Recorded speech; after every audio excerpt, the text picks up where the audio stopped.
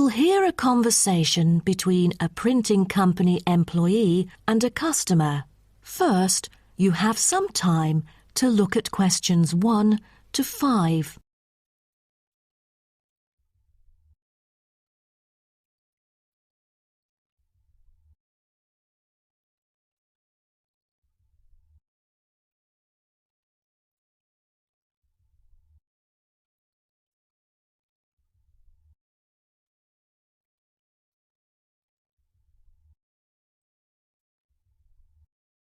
You will see that there is an example which has been done for you. On this occasion only, the conversation relating to this will be played first. Good afternoon. Welcome to Matrix Printing. I'm John Smith. How can I help you? Good afternoon. I'm here to reprint a brochure for our hotel. There are some pages that need revising. The customer says the brochure sample needs revising. So, brochure has been written in the space. Now we shall begin. You should answer the questions as you listen, because you will not hear the recording a second time. Listen carefully and answer questions 1 to 5. Good afternoon. Welcome to Matrix Printing. I'm John Smith. How can I help you? Good afternoon. I'm here to reprint a brochure for our hotel. There are some pages that need revising. Sure. How may I address you? Oh, I'm Mary Jane from Central Hotel Chains. Nice to meet you. I've got samples of the previous version. I assume it is your company's advertising brochure. Yes. What exactly is the problem? Well, it was printed the year before, so some of the information is already out of date. There are also a couple of problems with the layout. Firstly, the letters of the address on the front page are far too small. It's hard to see when glancing at the cover. How big do you need it to be? Increase the letters by 3 font sizes. Just a minute. Let me take notes of your requirements. Okay, what else needs changing? The information regarding the pool should be deleted because it is currently under renovation and is not available. So, all of the relevant descriptions on page 2 should be removed? What do we replace it with? We can't just leave the whole page blank. Just fill it in with the introduction of our newly opened gym. I've included all the relevant information here in this flash drive. Let me check. I see. No problem then. What is also bothering us is that the description under the top photos on page 4 is incorrect. The word lounge needs to be replaced with reception. Fully noted. Is that all? No, there is more. Turn to page 5. We feel that showing merely the picture of our exterior and interior decoration does not fully represent the appeal of our hotel. On second thought, we've decided to use a picture with the view of the hotel. Do you have the original copy of the picture? Yes, it is also enclosed in the flash drive. Okay, we'll re-edit the whole layout of the photos. Great. Before you hear the rest of the conversation, you have some time to look at questions 6 to 10.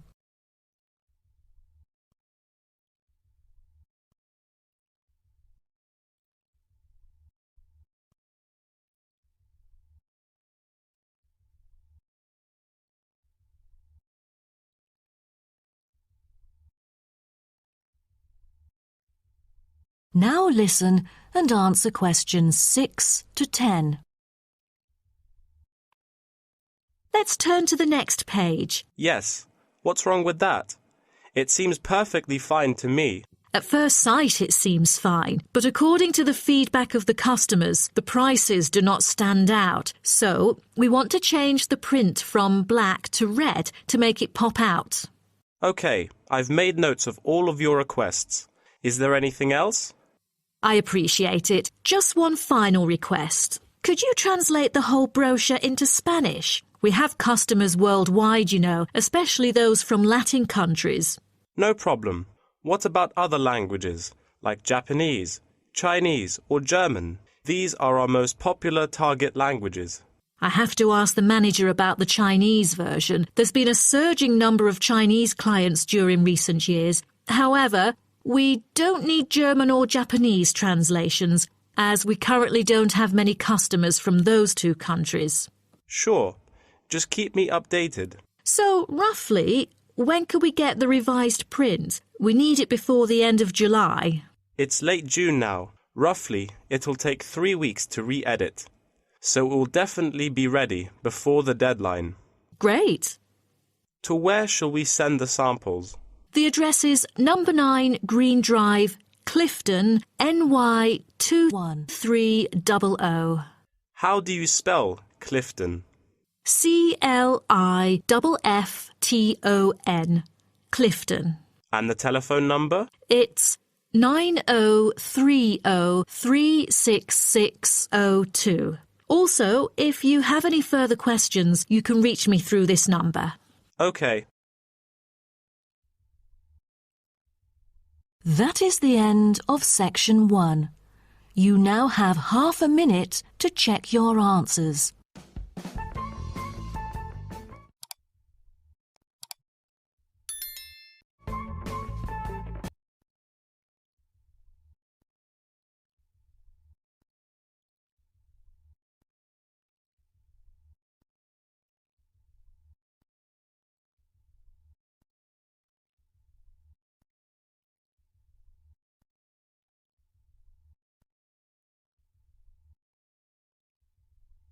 Now turn to section 2. Section 2. You will hear a guide talking to a group of visitors about a national park. First, you have some time to look at questions 11 to 16.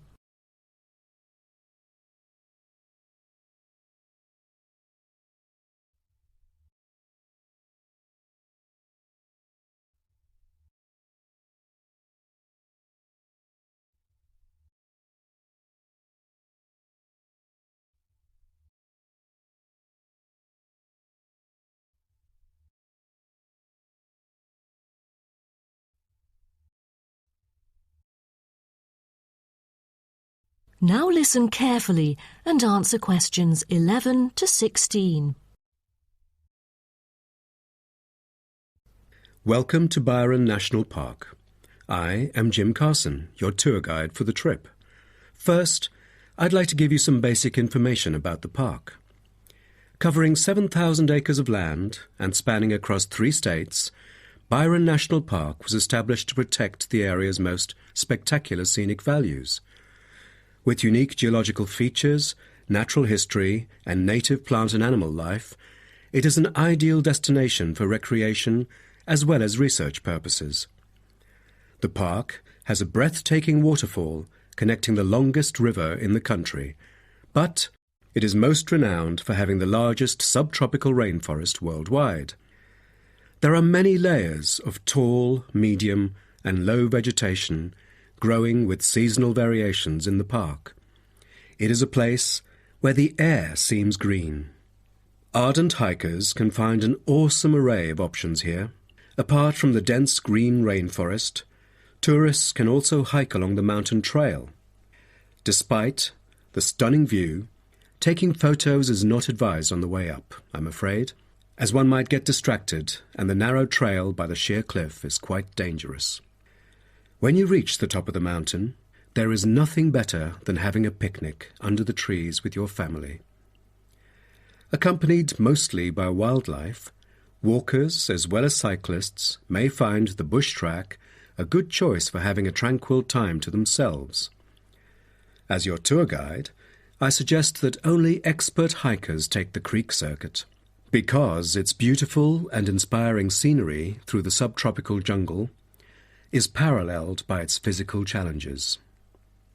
A list of transport is available within the park. Bicycles are a popular choice, as it is the most flexible way to get around. Electric trams are temporarily closed for maintenance. Boat trips down the river are an ideal way to spend a tranquil afternoon. Rest assured that transport within the park is covered in the bill. Extreme sports is another highlight of the park. There are, for adventurous grown-ups, especially those who are comfortable with having a racing heart, scary as it may sound, it is actually safe to participate in extreme sports under strict instructions and close supervision. Abseiling is available regardless of the weather. It is a fun way to overcome fear of heights, gain new skills, and get an adrenaline rush. Bungee jumping and paragliding are also available, except for during the summer. At this point, you might worry about meals here. Well, even though there is only one restaurant in the park at the moment, the variety of dishes is astonishing. There are 2 meals included in the price. Just get your meal ticket at the reception before dining. Also, there is no need to make reservations or worry about availability, since there are plenty of tables. Before you hear the rest of the talk, you have some time to look at questions 17 to 20.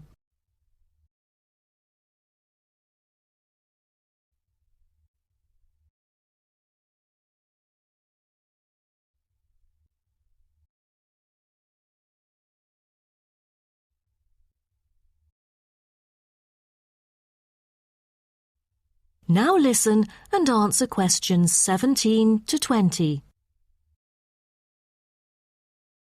During your stay here, you might want to know what there is to do. Let's turn to the plan so I can familiarize you with the layout of the park. Most tourists would choose to stay in our guest house, located in the southeast corner. It features 63 tastefully appointed guest rooms, many of which offer spectacular views of the park. You'll find a home away from home at our guest house. But for those who want to experience the natural beauty up close, there is also a campsite. When you get out of the guest house, go straight ahead, turn right at the end of the road. To your left, there is a campsite amongst the trees where you could spend a night under the stars together with owls and chipmunks. If you look at the top left of the plan, you will notice a picnic area. You can either bring your own food, or we can deliver food to you. Barbecue is an option. The business centre is situated directly opposite the picnic area. It provides flexible, fully serviced offices, conferencing suites, meeting rooms, and is equipped with the latest multimedia facilities. Wired, as well as wireless, high-speed internet is available within the entire premises. The centre is designed to cater to both individual travellers and corporate groups. Visitors can also go to the museum, which holds a vast collection that exhibits local history and a natural habitat. You start from the guest house, just turn left at the first conjunction, then walk past the tea house. Turn right. You'll see the museum after making the third right. Have you found it? Pretty easy, right? To spend a delightful afternoon with a book and a fresh cup of coffee, you can go to the only cafe in the park. From the guest house, you go straight, then take the second right, and you'll see the cafe right in front of you. You might want to check out our all-season tennis court, which offers instruction for all ages and skill levels. It is located right opposite the cafe. That is the end of section 2. You now have half a minute to check your answers.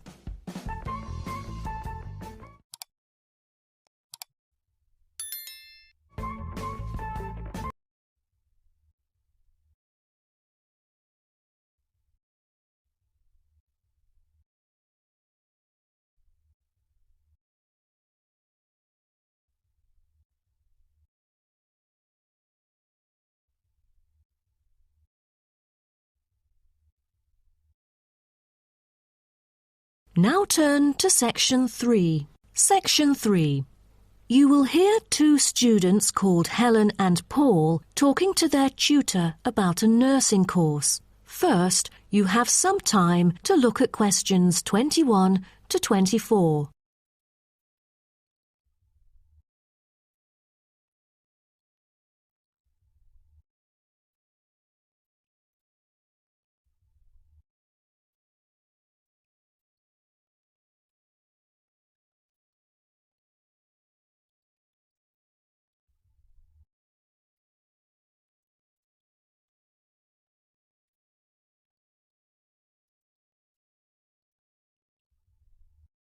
Now, listen carefully and answer questions 21 to 24. Helen and Paul, congratulations to you both for doing so well the past semester. You two have exhibited an impeccable performance during your first year in the nursing program. I'd like to get some feedback from the two of you to better improve the program and to provide guidance for our prospective students. I'd like to start with you, Helen.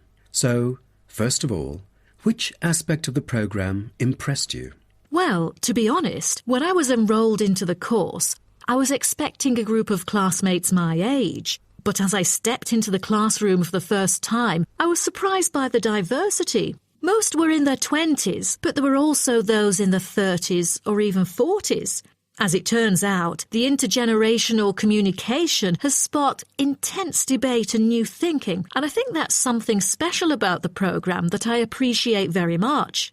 What about you, Paul? What do you think of the program? For me, the group project we carried out last semester is another key feature of the program. The whole class was divided into 8 different groups, working on 8 prospective cases. Team-building sessions were conducted in a collaborative way most of the time. Comprised of 5 members, our group studied acute pancreatitis. During the process, we broke the task into different parts and assigned them to each member. We were then able to tackle the complex problem by pooling our knowledge and skills. More importantly, stronger links were established between the group members. Because of the project, we've all become good friends. That's true. According to graduates, group projects prepare them for the work world in which teamwork and collaboration are increasingly the norm. So tell me, Paul, what else do you like about the program? I want to be a registered nurse working in a public hospital after graduation. So the internship provided is a valuable opportunity for clinical practice in a supportive learning atmosphere. However, I was amazed by the amount of written assignments, since I thought the course should have focused more on practice-oriented learning. Well, I have to disagree with you, Paul. The essays demonstrate your understanding of the course.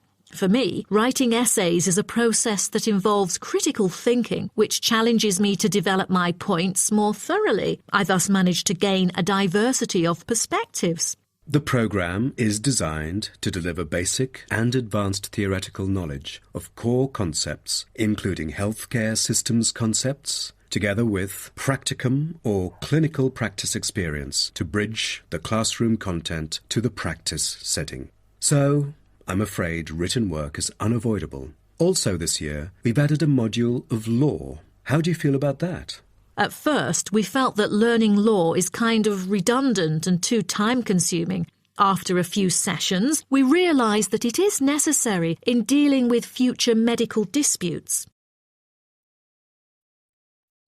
Before you hear the rest of the talk, you have some time to look at questions 25 to 30.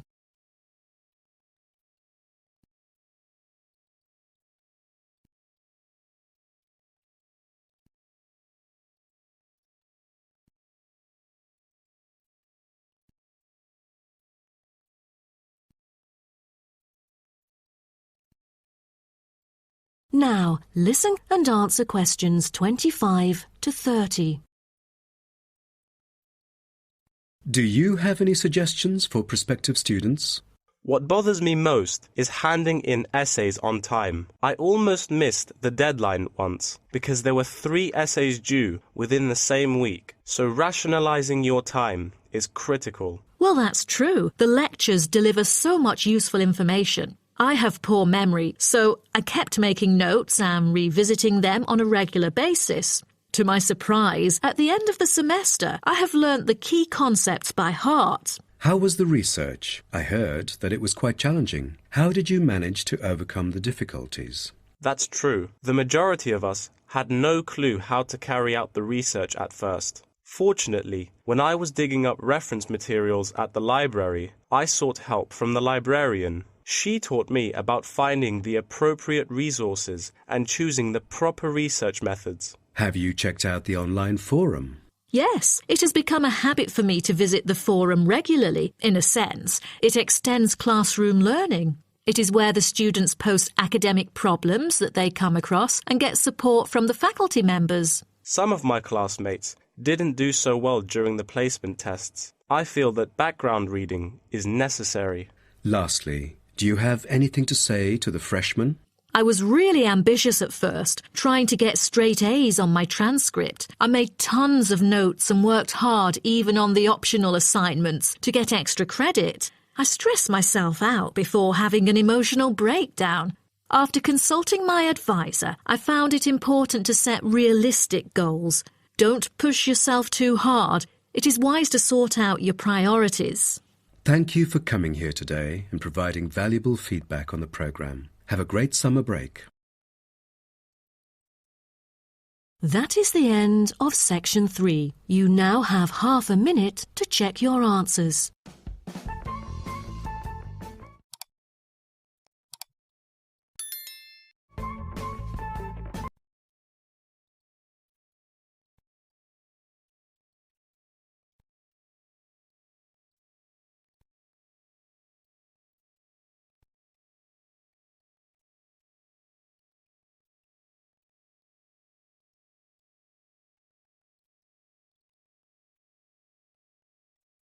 Now turn to section 4. Section 4. You will hear part of a lecture about African penguins. First, you have some time to look at questions 31 to 40.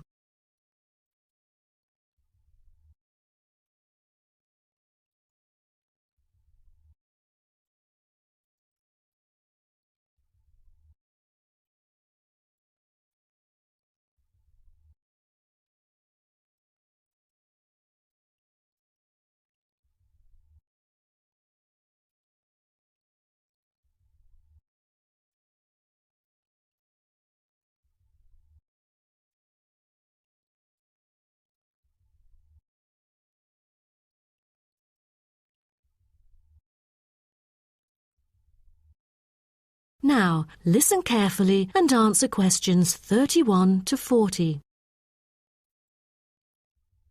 Good morning, everyone. Today's lecture is about a type of adorable animal, the penguin. When you think of penguins, you may picture them surrounded by snow and ice. But not all penguins live where it's cold. African penguins live in the southern tip of Africa. They are usually found within 40 kilometres of the shore and on a number of its surrounding islands. African penguins are also known as jackass penguins because they make donkey-like braying sounds to communicate. African penguins can keep their body temperature at a stable level, but their land habitat can get quite warm, so there are a number of ways for them to stay cool. They limit their daylight movements on breeding sites on land to early mornings and early evenings to avoid too much sun. The pink glands above their eyes can help them cope with the temperate climates. Like other penguins, African penguins spend most of the day feeding in the ocean, which also helps keep them cool.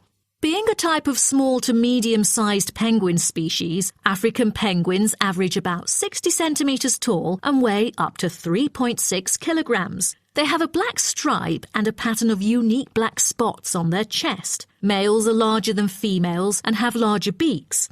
Even though they are categorized as birds, African penguins aren't able to fly because of their heavy bones. Their wings are more like flippers that make them particularly suited for life in the water. When they're on land, their flippers and their tails help them keep their balance and walk upright.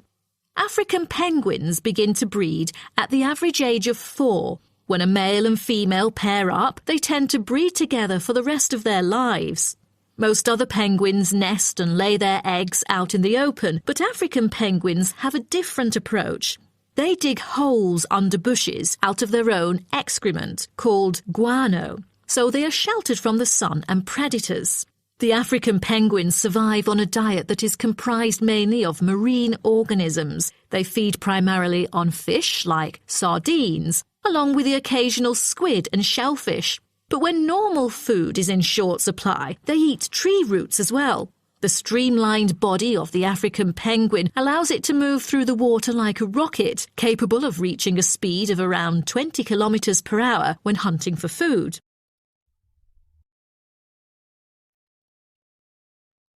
The African penguin's smaller size means that it has many predators both in the water and also on dry land.